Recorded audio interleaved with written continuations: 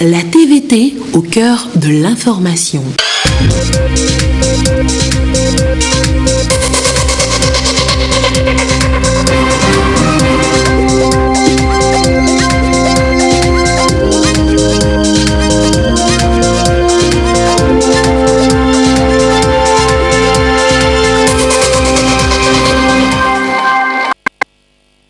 Bonsoir à tous, il est 19h et c'est désormais à 19h que vous suivrez l'édition de 20h pendant cette période de Coupe d'Afrique des Nations de football Égypte 2019. L'actualité ce soir, le peuple togolais honore la mémoire de ces martyrs. Ils sont tombés pour la patrie, une patrie toujours reconnaissante chaque 21 juin de l'année. Un mariage, un couple heureux, parents et amis joyeux, en plein milieu de la fête, une explosion terroriste, la panique générale. Comment réagit la médecine militaire, l'exercice de simulation dans un instant dans ce journal. Encore combien de litres de pluie attendus sur le reste de l'année? Météo Togo vient de publier son bulletin. Que disent les prévisions? Voilà, madame, monsieur le sommaire, bienvenue. Voici donc le journal de 20h. Le Togo, toujours reconnaissant envers ses martyrs. Chaque année, un hommage leur est rendu sur l'ensemble du territoire à chaque 21 juin. C'est encore le cas ce vendredi, jour d'hommage national à tous ceux-là morts pour que vive la patrie. La cérémonie à Lomé, Tchazim Labakar.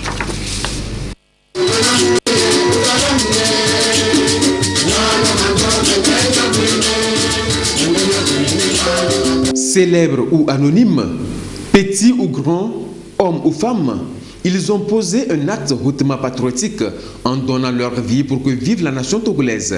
Que ce soit à Vogan, à Mango, à Kara, à Kiahodo ou sur les monts Akoso, pour ne citer que ces localités, ils ont dit non à l'oppression et à l'asservissement. Ils se sont battus au prix de leur vie pour que le Togo accède à l'indépendance et à l'état de droit. C'est ce sacrifice suprême qui leur vaut cet hommage national en reconnaissance à leur bravoure et leur sens élevé du devoir envers leur pays. Hommage rendu ici par le Premier ministre Kwame Selom Klasso.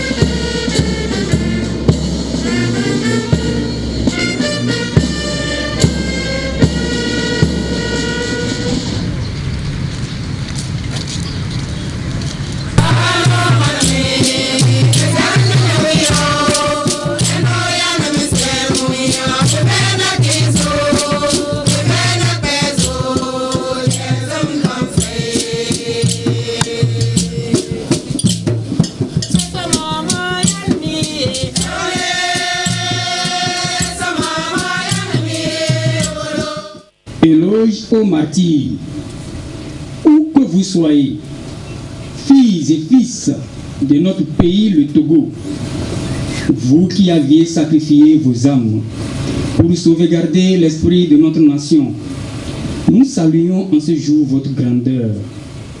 Pour votre dure bataille, nous vous honorons et nous porterons toujours dans nos cœurs. C'est ce sacrifice des martyrs qui permet aujourd'hui au Togo de jouir de la liberté et d'être un pays où la paix et le vivre ensemble ne sont pas de vains mots, mais des réalités quotidiennes. Voilà pourquoi, au-delà du devoir de mémoire, la journée des martyrs est une interpellation de l'ensemble des Togolais au civisme et au patriotisme. Des valeurs cardinales qui doivent sous-tendre le développement socio-économique dont aspire le peuple togolais. Aspiration portée par les plus hautes autorités à travers le plan national de développement 1822, dont dont la vision est de faire du Togo un pays émergent, uni et prospère.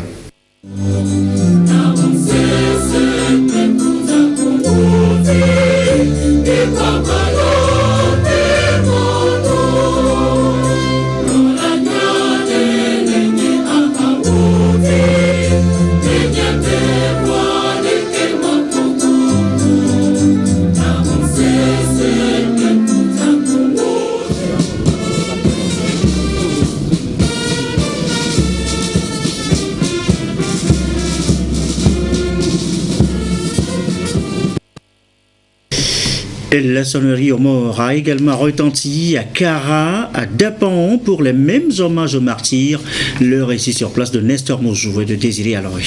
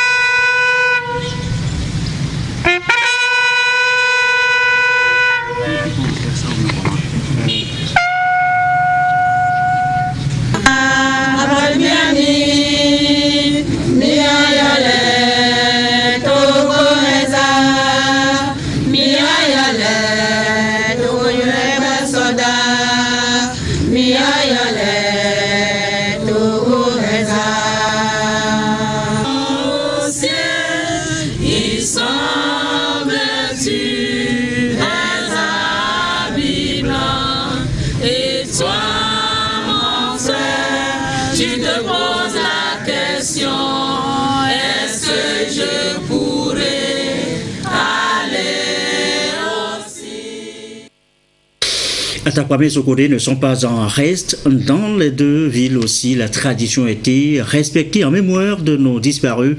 On voit ça avec Silver Aboudjou et la marque Bojona.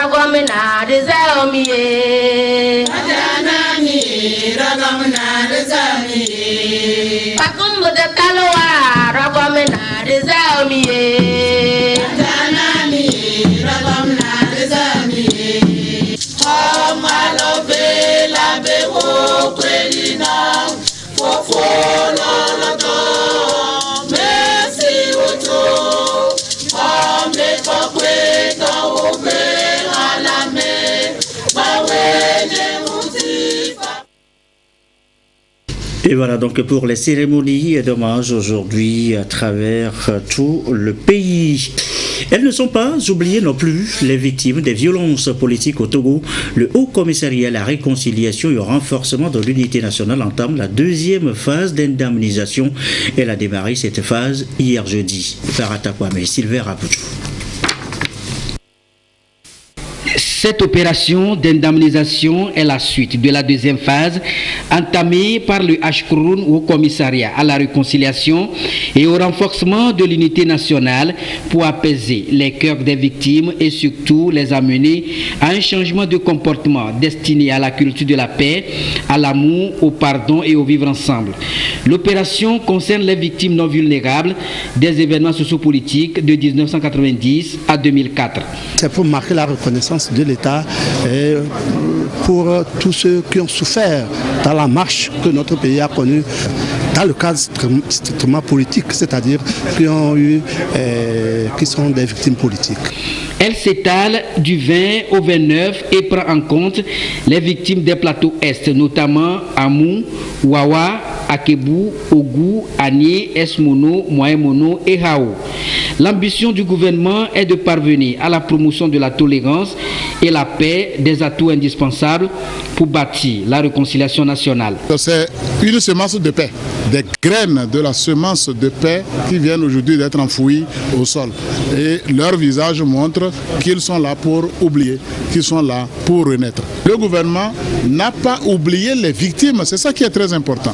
Le gouvernement sait qu'il y a eu des victimes et il faut être sans doute le président fort pour régler tout ce problème pour que la paix vraiment soit possible pour notre pays. Cette opération d'indemnisation du HCROUN au commissariat à la réconciliation et au renforcement de l'unité nationale va toucher un grand nombre de victimes, estimées à plus de 450, issues des 8 préfectures des plateaux Est. Autre institution en activité, la haute autorité de prévention et de lutte contre la corruption et les infractions assimilées à Ploussia. Elle était en auto-évaluation, exercice hier jeudi à Lomé. Alors que retient-on concrètement de cet exercice? Voici les précisions avec Christelle Dali et Lucassi. Des États se sont engagés à mettre en place un ensemble de mesures anti-corruption en faveur de leur législation, leurs institutions et leurs pratiques, ceci en lien avec la Convention des Nations Unies contre la corruption en 2003. Ces dispositions encouragent la prévention et la pénalisation de la corruption, la coopération internationale, le recouvrement d'avoirs, l'échange d'informations entre autres. Un mécanisme d'examen a été institué par la Conférence des États parties à la Convention pour analyser les différentes activités menées dans le contexte de cette convention. Le Togo prépare donc sa liste détaillée de contrôle d'auto-évaluation. C'est une obligation pour chaque État parti à la Convention des Nations Unies contre la corruption de préparer ce document qui renferme toutes les informations relatives aux efforts qui ont été faits par le pays sous examen dans la mise en œuvre de la dite convention. Justement, il concerne les mesures préventives de manière générale. Qu'est-ce qui a été fait dans l'administration publique? Quels sont les critères de recrutement?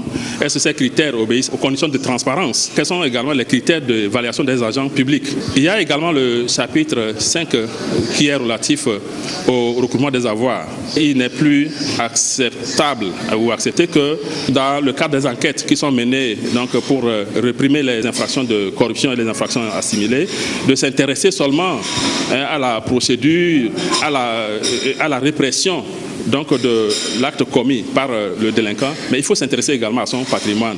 Le mécanisme des armées prévoit 2 cycles. Le premier a commencé en 2010 et a pris fin en 2014. Le second a démarré en 2015 et prendra fin en 2021. Et pour le compte de ce dernier cycle, le Togo est actuellement examiné par l'Algérie et le Malawi. Les 2 cycles des armées portent sur les chapitres 2 et 5 de la Convention. Ils traitent respectivement des mesures préventives de la corruption et le recouvrement d'avoirs. Explosion terroriste hier après-midi au cours d'un mariage à la caserne des sapeurs-pompiers. 3 différents services, dont les élèves de la 8e année de l'école du service de santé des armées de Lomé, sont venus au secours des victimes. Attention, c'est un exercice de simulation qui porte sur une formation en médecine de catastrophe. Nous reviendrons plus en détail sur cet exercice. Je vous l'annonçais en titre tout à l'heure.